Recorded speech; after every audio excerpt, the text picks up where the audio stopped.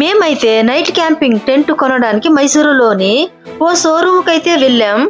ఇక్కడ క్యాంపింగ్ సంబంధించిన అన్ని రకాల వస్తువులు అయితే దొరుకుతాయి. ఇక్కడికి ఎలా రావాలో, ఎంత తక్కువలో దొరుకుతాయో ఈ వీడియోలో అయితే చూపిస్తాను. ఈ క్యాంపింగ్ షోరూమ్ మైసూరులోని అభిషేక్ సర్కిల్ లో ఉంటుంది. ఈ షాప్ ఎక్కడ ఉంటుందో మాకైతే తెలియదు. ఓబర్ లో అయితే బయలుదేరాం. మేము వెళ్తున్న దారిలో అయితే ఈ గుర్రపు బండ్లు చూడండి ఎలా ఉన్నాయో, బాగున్నాయి కదా. మైసూరు రోడ్ల మీద కార్లు, ఆటోలతో పాటు ఈ గుర్రపు బండ్లు కూడా తిరుగుతాయి. ఈ కారు చూడండి ఎంత వింతగా ఉందో. ఇదే అభిషేక్ సర్కిల్. ఆ ఓవర్ అయితే అడ్రస్ తెలియదని ఇక్కడ దింపేసి వెళ్ళిపోయిండు. ఇక మేమే ఆ షాప్ ఏ మూలనుందో వెతికి పట్టుకోవాలి. మరి కొద్దిసేపట్లో మేము వెతుకుతున్న షాప్ అయితే దొరికింది. ఇక్కడైతే మనకు అన్ని రకాల వస్తువులు అయితే దొరుకుతాయి. మాకు కావలసిన నైట్ క్యాంపింగ్ టెంట్ అయితే ఇక్కడే దొరుకుతుంది అనుకుంటున్నాను. మనమైతే లోపలికి వెళ్ళిపోదాం. ఏ రేట్ లో చూపిస్తారో, ఎలా ఉంటాయో ఇప్పుడైతే చూద్దాం.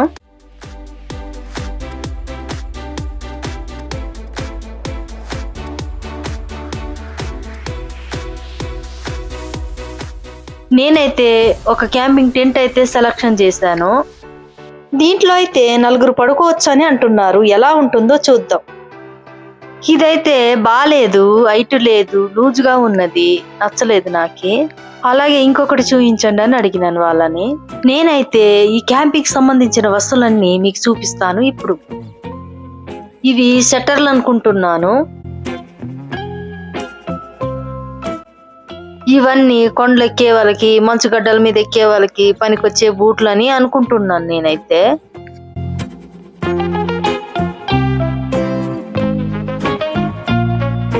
ఆ మేడం అయితే ఇదేంటని అడిగితే చికెన్ ఉడికించేదని అన్నది. ఇంకెన్ని వింతలు ఉన్నాయో ఏంటో. ఇవన్నీ అద్దెకిచ్చే క్యాంపింగ్ టెంట్లు అండి. చీకట్లో రాత్రిపూట ఇలాంటి లైట్లు అవసరం అన్నమాట. ఇవేంటో తెలుసా, చికెన్ ముక్కల్ని అందులో గుచ్చి ఉడికించేవన్నమాట. నేను మరో టెంట్ ట్రయల్ గా చూపించమన్నాను. దానికోసం చూడండి ఎంత ఇబ్బంది పడుతున్నారు. మన ఛానల్లో ఇక నుంచి క్యాంపింగ్ వీడియోస్ కూడా రాబోతున్నాయి ఫ్రెండ్స్. నేనైతే దట్టమైన అడవిలో గోదావరి రోడ్డున నైట్ క్యాంప్ అయితే వేయబోతున్నాను. కొత్తగా చూస్తున్న వారైతే మన ఛానల్ ని ఫాలో కండి. ఈ క్యాంపింగ్ టెంట్ అయితే బాగుంది. ఇది 3 మనుషులకి సరిపోతుందంట. వర్షం వచ్చినా లోపలికి చినుకు కూడా రాదని అన్నారు. ఇది చూడడానికి అయితే నాకైతే బాగా నచ్చింది. మా సైడ్ అయితే అడవి పందులు బాగా ఉంటాయండి. వాటి నుంచి మాకు రక్షణగా ఉండాలి ముఖ్యంగా. ఈ క్యాంపింగ్ టెంట్ చూస్తుంటే మీకు ఎలా అనిపించిందో తప్పకుండా కామెంట్ అయితే చేయండి. నేనైతే రిప్లై ఇస్తా. దీంట్లో అయితే ఒక చిన్న ఫ్యామిలీ హ్యాపీగా నిద్రపోవచ్చు ఫ్రెండ్స్. రాత్రిపూట అడవిలో వేసేది కాబట్టి మాకొక లైట్ అయితే కావాలి. ఇక్కడైతే రకరకాల లైట్లు అయితే ఉన్నాయి ఫ్రెండ్స్. సోలార్ తో నడిచే లైట్లు, ఛార్జింగ్ తో నడిచే లైట్లు అయితే మనకి ఇక్కడ అందుబాటులో ఉన్నాయి. ఈ లైట్ అయితే సోలార్ కు, ఛార్జింగ్ కు రెండింటికి పనిచేస్తుందంట.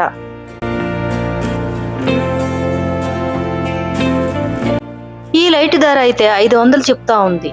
రాత్రిపూట అడవుల్లో క్యాంపింగ్ చేసేటప్పుడు టెంట్ పక్కన నిప్పైనా ఉండాలి, ఇలాంటి లైట్ అయినా ఉండాలి. ఎందుకంటే కాంతి అన్న, నిప్పన్న అడవి జంతువులకి చాలా భయం. ఒక్కోసారి ఇదే మనల్ని కాపాడుతుంది. ఈ క్యాంపింగ్ టెంట్ అయితే ఓకే అయిపోయింది. అడవిలో క్యాంపింగ్ చేయడం అంటే అంత ఆషామాషా అనుకుంటున్నారా? ఎప్పుడు ఏ వైపు నుంచి ప్రమాదం వస్తుందో తెలియదు. అయినా సరే నేనైతే క్యాంపింగ్ చేసే తీరుతా. పులి అడవిలోనే పుట్టింది, నేను అడవిలోనే పుట్టా.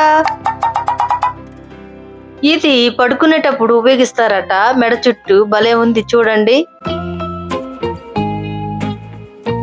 డబ్బులు ఉండాలే గాని అన్ని బోగేలు మన దగ్గరికే వస్తాయన్నమాట. ఈ తలగడలోకి గాలి కొడితే తలగడలా మారుతుందంట. ఇలాంటివి ట్రైన్ లో కూడా అమ్ముతా ఉంటే చూసాను. చాలా మెత్తగా ఉన్నాయి. మనము అడవిలో క్యాంపింగ్ వేసేటప్పుడు బరువంతా మోసుకోలేం కాబట్టి బాగా ఉపయోగపడతాయని తీసుకుంటున్నా. ఇక్కడైతే పవర్ బ్యాంకులు, సౌండ్ బాక్సులు, అన్ని రకరకాల వస్తువులు ఉన్నాయన్నమాట. ఈ చిన్న పిల్లలు చూడండి ఎంత హ్యాపీగా ఉన్నారో. ఈ చిన్న గ్యాస్ సిలిండర్ చూసారా, భలే ఉంది. నేనైతే ఫస్ట్ టైం చూస్తున్నా. మనతోనే మన క్యాంపింగ్ బ్యాగ్ లో పెట్టుకొని తీసుకెళ్లొచ్చు. కాస్ట్ కూడా చాలా తక్కువ, 200 ఇదేమో చిన్న స్టవ్. అడవిలో ఒకరికిద్దరికైతే సరిగ్గా సరిపోతుంది.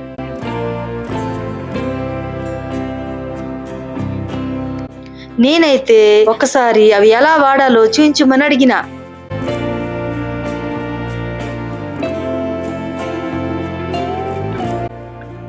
చిన్న మంట భలే వచ్చింది. నాకైతే ఈ గ్యాస్ తో అవసరం లేదు. నేను అడవి బిడ్డను కాబట్టి నాకు కట్టెల పొయ్యి మీద వండడం నాకు అలవాటే. కట్టెలు లేని ప్రాంతంలో క్యాంపింగ్ చేయదలుచుకుంటే ఇది ఉపయోగపడుతుంది కాబట్టి దీన్ని నేను కొనలేదు. ఇవి చూసారా వాకీటాకులు? అడవుల్లో సిగ్నల్ లేకపోయినా పనిచేస్తాయంట. 2 కిలోమీటర్ల దూరంలో ఉన్నా కూడా పనిచేస్తాయి. వీటికి గనక ఛార్జింగ్ అయిపోయింది అనుకో అడవిలోనే బుక్ అయిపోయినట్టే. అంటే అడవి జంతువులకు అన్నమాట. అసలే మా అడవుల్లో సిగ్నల్ అస్సలు ఉండదు. అయినా నాకు దీంతో అవసరం లేదులే. మా అడవిలోని ప్రతి ఏరియా ప్రతి చెట్టు పుట్ట నాకు తెలిసిందే. కొత్తగా క్యాంపింగ్ చేసే వాళ్ళకైతే ఖచ్చితంగా ఇది కావాల్సిందేనేమో. అన్ని వస్తువులు అయితే దొరుకుతున్నాయి, సెట్ అయినాయిలే గాని ఇవన్నీ కలిపి ఎంత బిల్లు వేస్తాడో ఏంటో. నాకు క్యాంపింగ్ కి ఏవైతే అవసరం ఉన్నాయో అవి మాత్రమే నేను తీసుకున్నానండి. క్యాంపింగ్ టెంట్, ఈ సోలార్ లైట్ అయితే మాత్రం ఖచ్చితంగా నాకు కావాల్సిందే. క్యాంపింగ్ టెంట్ కేమో 2500 పడింది. టోటల్ బిల్ అయితే మాత్రం 3500 అయిందండి. చాలా రోజుల నుంచి క్యాంపింగ్ టెంట్ కొనాలని అనుకుంటా ఉంటేని అయితే కొనేశాను. చాలా సంతోషంగా ఉంది. మేమైతే తిరిగి రూమ్ కు వెళ్ళాలి గనక ఊబర్ అయితే బుక్ చేసాం. నేనైతే చాలా అలసిపోయాను. ఆటో వచ్చేలోగా కొబ్బరి బొండం అయితే తాగాలనుకున్నాను. కానీ ఊబరోడు అయితే మెరుపులాగా అప్పుడే వచ్చేసిండు. ఇంకేం చేస్తాం, దబదబ తాగేసి అందులో ఉన్న కొబ్బరిని పట్టుకొని ఆటో అయితే ఎక్కేసాను. అలాగే అబ్బా నాకైతే లేత కొబ్బరి చాలా ఇష్టం. దాన్ని ఎందుకు విడిచిపెడతాను నేను? తాగిన బొండాన్ని పట్టుకొని అలాగే ఆటో ఎక్కేసాను అనమాట. ఎవరో చూస్తారని, ఎవరో నవ్వుతారని నేను తినేదాన్ని విడిచిపెట్టాలా? నా కోసం నేను బ్రతుకుతా, వేరే వాళ్ళ కోసం కాదు. హడావుడిగా ఆటో అయితే ఎక్కేశాను. ఇది తింటున్నాను. కానీ తిన్నాక ఈ కొబ్బరి బొండాన్ని ఎక్కడ పెట్టాలో నాకైతే అస్సలు అర్థం కాలేదు. ఆటో అయితే పోతానే ఉంది. నా మతి మండ ఇలా ఇరుక్కుపోయానేంటి? ఒకవేళ ఈ ఊబర్ ఆటో అన్నని సైడ్ కాపమని అడిగితే ఎక్కువ ఛార్జీ అడుగుతాడేమోనని భయం వేసింది. అందుకనే ఆ ఖాళీ కొబ్బరి చిప్పని నా బ్యాగ్ లో తోసేసిన. నిజమే కదా ఫ్రెండ్స్, ఎక్కడ పడితే అక్కడ వేస్తే ఊరుకోరు కదా. ఏంటో ఎప్పుడు చెయ్యని పనులు కూడా చేయాల్సి వస్తుంది. కొబ్బరి బొండం తాగాక ఖాళీ కొబ్బరి బొండాన్ని పద్ధతిగా బ్యాగ్ లో దాచుకునే ఎర్రి బగులు దాన్ని నేనేనేమో.